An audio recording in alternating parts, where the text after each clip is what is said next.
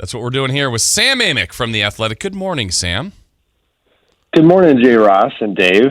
Dave, it's a little early. Could you stop yelling? It's Sorry, too loud, man. Sam, we picked Marvin Bagley, dude. Move on. I know that's where you're going. Just stop. Here's the funny part. Okay, I'm actually glad you mentioned that. Oh, God. So we're not. I wake up and I tweet out a story that I worked pretty hard on and that was very sensitive about Monty Williams, the Phoenix Suns head coach, and everything he's been through in his life. And so, and it was a tough story to write. One of those you definitely take pride in. So I tweeted out, and that's where my head is at in social media. I have no clue about this other conversation happening about Marvin and Luka that you're involved in. Somehow I get tagged. So I get a reply alert on my phone of a middle finger. That was from me, though, because somebody said, Sam, please only talk about Luka on the show. They're chasing me. But I'm sitting there going, I mean, it's okay if you didn't love the Monty Williams story, but that's a tough response. Oh, so you tweeted out the Monty Yeah. Yeah, I don't know. One of those things does not fit with the other because that Monty Williams story is fantastic, and there's stories, Sam, as you know, that kind of I don't know if slip through the cracks is the right word, but you'll recall obviously Drew Holiday and everything he went through, and how he has really just come back, and the family, thank God, has recovered. He's just such a quality dude. And Monty Williams, obviously, the huge tragedy he dealt with, and not only having him go through the long road back, but also see some very early success with the Phoenix Suns. That to me is the feel-good story of the year for any team.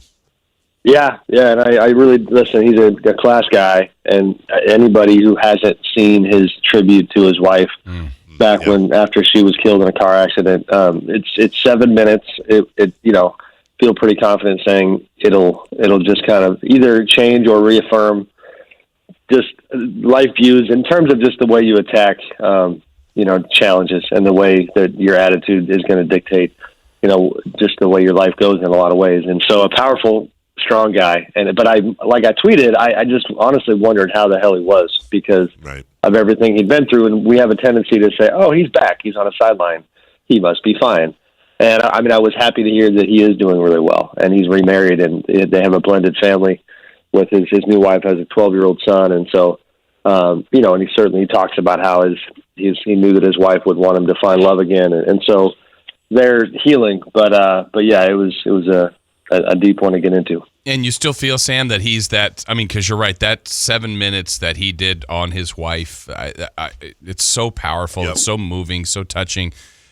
Perspective, all the things you said, is he still kind of wrapped up that same way that just, I don't know, kind of gets it, for lack of a better term?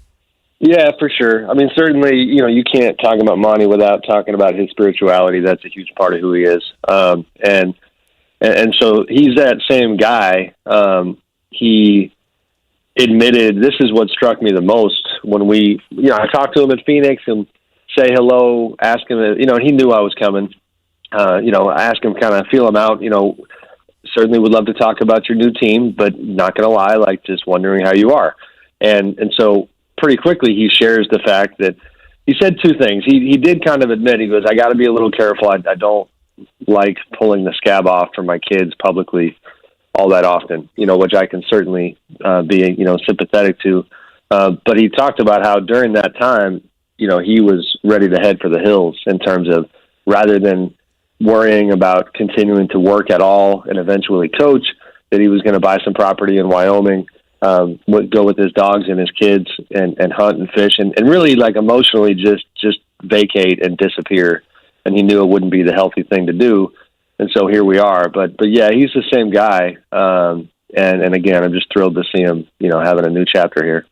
Sam Amick joining us and let's do it right now. The Athletic, I sing its praises every week, every time we have Sam on, and sometimes when we don't. As you see, you read stories about bankruptcy in journalism, and our own paper, their parent company is in a little bit of trouble, and things are changing left and right. You see great journalism being boiled down to 30-second video shoots that mean absolutely nothing. Sam and Jason Jones and so many others over The Athletic put your sports news together in a very easy to follow format each and every month for less than a drink at a hotel. So go to theathletic.com and please do sign up. Thanks, buddy. Support journalism. Sam, let's talk about our Sacramento Kings, and by our, of course, I don't mean yours because you're a real journalist, but look at what they're doing now. We're doing so well, Dave. He's on board. They start out 0-5. They are now 6-2 since then. And what we cover the team every day. We break down every nook and cranny and hair out of place from a macro view. What do you see with this team over their last few games? I mean, they've got a flawed, kind of compromised, but still occasionally effective formula, which sounds like a terrible backhanded compliment. But I mean, the playmaking is not the same since De'Aaron Fox got hurt. Trips to the line have taken a dip in terms of just the way they function, and obviously Marvin Bagley remaining out as well. But they've got a fairly healthy amount, pun intended, of just capable basketball players who you got to deal with, and guys who can shoot first and foremost. I mean, the shooting is certainly kind of the end-all be-all for that group, because we saw it in the 0-5 start, that when the shots aren't falling and when Buddy's not Buddy and Bogdan's not Bogdan, then they could get run off the floor like they did with Phoenix the first time around. Yeah. So, and it's like, all right, the playmaking takes a hit, but in terms of depth, you've got two guys in Corey Joseph and Yogi Ferrell who haven't played great by any means, but you're at least not out there without a point guard. So they're making it work. I give Luke Walton and his staff credit. I know early on we talked about the heat that was coming their way really quickly, and they've turned it around. Now I'm curious, obviously, about this 4-game road trip that they have coming up. I mean, it's going to be challenging not only because you're away from home, but some pretty decent teams that they're up against.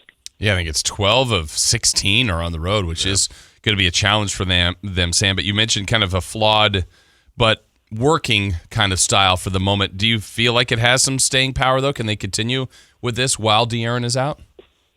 I don't know. I mean, truthfully, objectively, if I'm, handicapping it, probably not in terms of the losses. I don't think they're going to get embarrassed like they were early on. I think part of that was we've talked and written about it. It's everything from the transition with Luke Walton, the India trip, conditioning, learning the playbook, style of play, all those things. And so they have much more of a foundation now than they did 3 weeks ago. That should serve them well. It certainly could also mean that they find themselves in a position where you compete at a high level, feel pretty good about the effort, and lose by 7. And that's just, this is an East Coast trip, but part of that is being in the West and with the level of talent that the league has this year. So we'll see. I mean, to their credit, though, it's like, man, not only did you turn it around, and even in terms of the fan and business optics, really improve your situation, because as you guys know, I mean, around this time last year, it was just for the fans, it was a whole new world because they were excited and engaged, and they hadn't tuned out already, which sounds crazy, but There's plenty of seasons where they've tuned out already by this point. And to this team's credit, they have gotten the fans' attention again, and made people kind of stand up in their chair and decide how long they're going to pay attention. And now the question is just, how long can they keep that up? Well, and it now seems that they have, I guess, what you'd call a good problem to have. Marvin Bagley won't come back on this road trip the Kings announced yesterday, but his return is imminent. But now you have this logjam down low. Rashawn Holmes has really established himself in that starting lineup. You still have Dwayne Dedman, the other free agent signee. You're going to get Nemanja Bjelica, other than Bogi Bogdanovic, has probably been the MVP of this team since Fox went down. And by the way, Sam, you got Harry Giles, that big controversy about not re-upping him for next year. But I have no idea. I feel like Harry Giles is the odd man out, and honestly, as weird as it sounds, you wonder if the number 2 pick in the draft from last year is going to have to earn his way back into the starting lineup when he comes back. Yeah, I mean, on paper, I hear you for sure.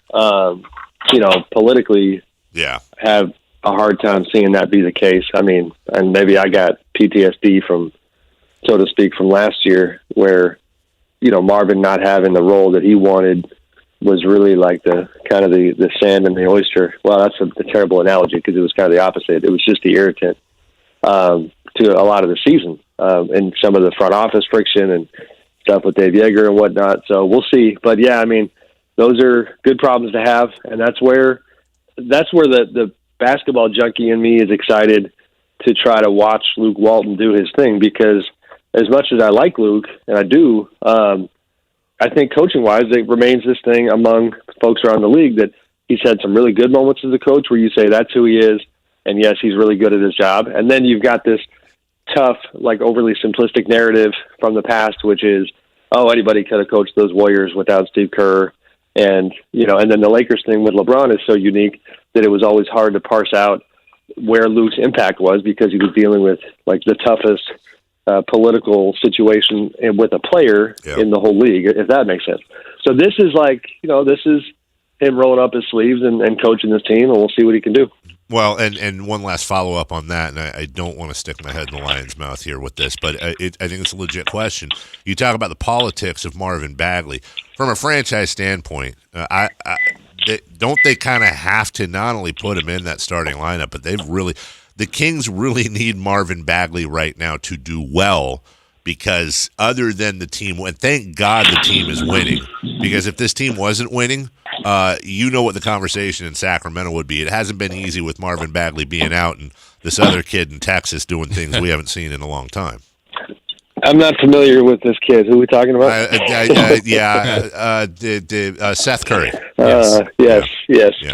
Yeah. No, I mean, for sure. That part is huge. I mean, obviously it hasn't actually quieted the noise all the way by any means. No. And, I mean, Luka, it's crazy. I mean, from Sacramento and beyond, I feel like, I'm going to be writing a story at some point that'll be like 12,000 words long, chronicling behind the scenes in all these different cities, like the wreckage that Luka caused by playing so well in Sacramento and Atlanta, and even Memphis.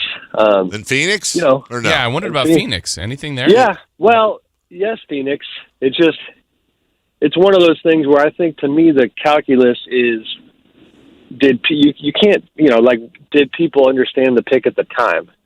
Right. And the truth is that they did in Phoenix. Now, you can go back to the Greg Oden, Kevin Durant draft, and there were plenty of people in the league who thought, that Oden was the pick there. So my only kind of distinction there would be that you can't retroactively change what we all said at the time. Sure.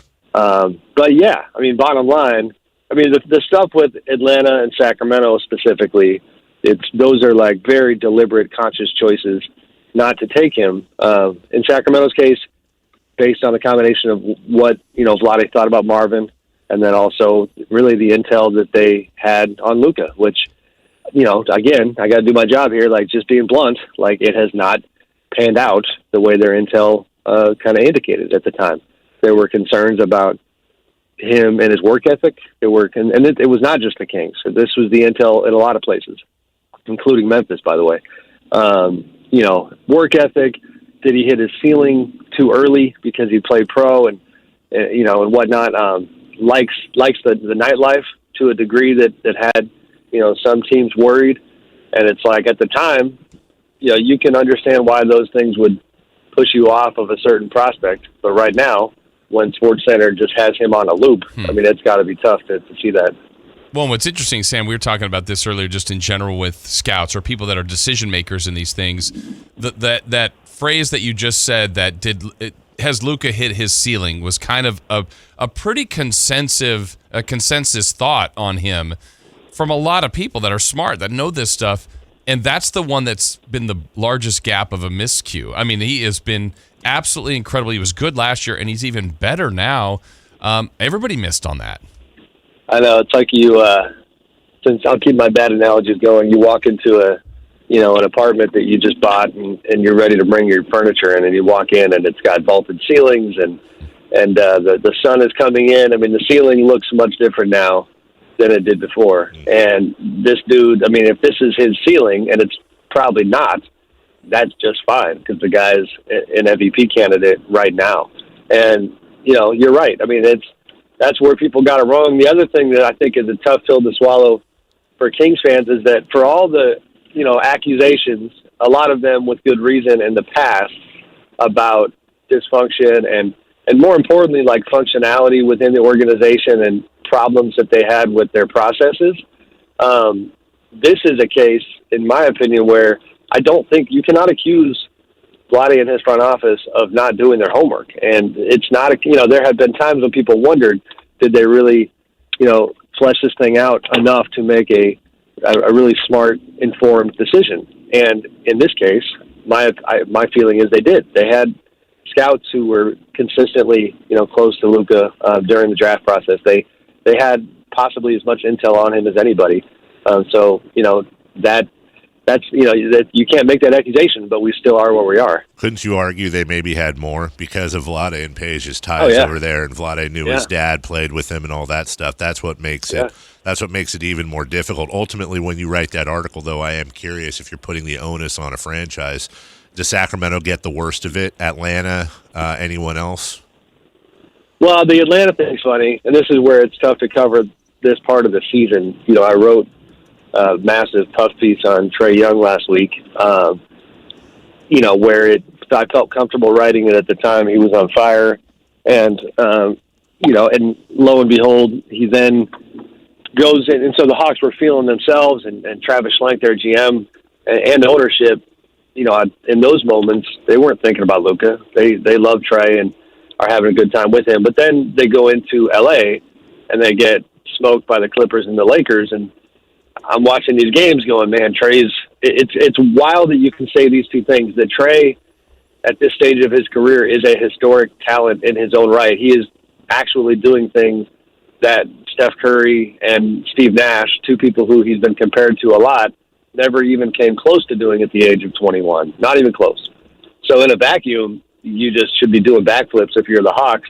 But then even with all of that said, it doesn't size up to what Luke is doing. So, certainly I think the Hawks are part of it too. Well, the league is good, though, for this, to seeing all this young talent continue with the older talent that's around. Sam, we appreciate chatting with you every week, and we'll do it again next week. Good. Thanks, boys. See you, buddy. Thank you. Sam Amick, check out his work at The Athletic, including his most recent article on Monty Williams. The Drive.